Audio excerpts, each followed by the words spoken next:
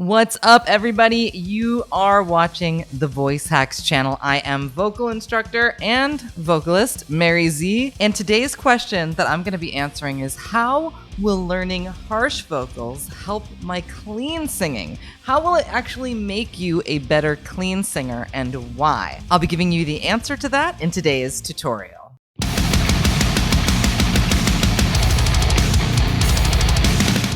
So a lot of people that I've coached are very surprised to learn that their clean singing dramatically improves even if they haven't actually worked on clean singing and we've just been learning to do pure harsh vocals, for example, like fry or false chord. And if you're not familiar with those, if that sounds really weird to you, you can always go back to my main VoiceHacks channel page and go through some of my tutorials that explain the difference between the harsh vocals. But the first and most important reason why learning harsh vocals will help improve your clean singing is breath support. You're actually going to learn proper breath support. If you haven't done much clean singing before, you're going to have to use the same air mechanisms that a classical singer would use, actually. We're using the same instrument whether we're an opera singer or a harsh vocalist, and therefore the breath support mechanism functions the same.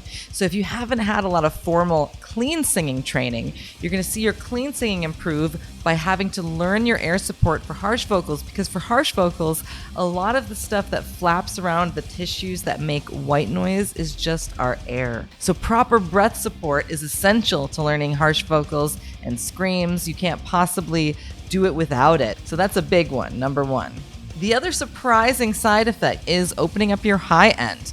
A lot of the warm-ups that stretch the muscles for these harsh vocals are done up high, sometimes in our third octave,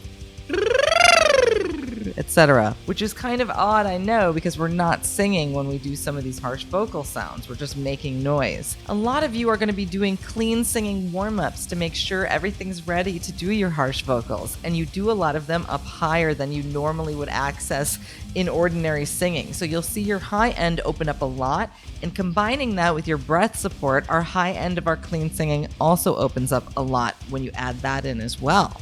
So we're also building strength and stamina when we learn to do extreme vocals, which is beyond what we need for clean vocals. Then when you go back to clean belting, even high notes, it kind of seems like a piece of cake. Sometimes I teach people to do their high belting with their grit or their rasp first before we remove it and actually learn it clean afterwards. So sometimes you can find that it helps you learn how to connect with the air and project, and finally put the energy into your clean singing that you always wanted to. The last reason why I think learning harsh vocals or screaming, whatever you prefer to call it, is going to help your clean singing is it does add dynamics and texture. Clean singing can only be basically soft or loud, mixing or belting.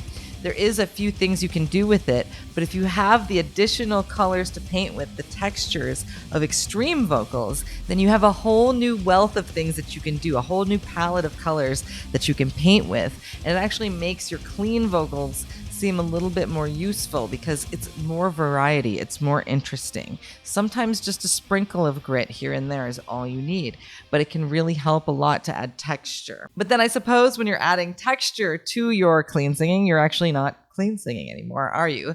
Thanks everyone for checking out today's tutorial. I hope that answers the question of how learning harsh vocals will help your clean singing. And hopefully some of you harsh vocalists will maybe be encouraged to dabble and experiment a bit in your clean singing. If you've already established some harsh vocals, you might be surprised when you go back to trying clean singing that it's a little bit easier or certain things have improved. So I hope that helps you guys out a little bit. Thanks so much for checking out today's tutorial. I'll be back with more content, more tutorials, more of the good stuff that you love. Leave me your questions in the comments. Don't forget to subscribe for more videos, and email me at voicehacks@gmail.com if you're looking for lessons or anything else. Thanks everybody. I'll see you soon.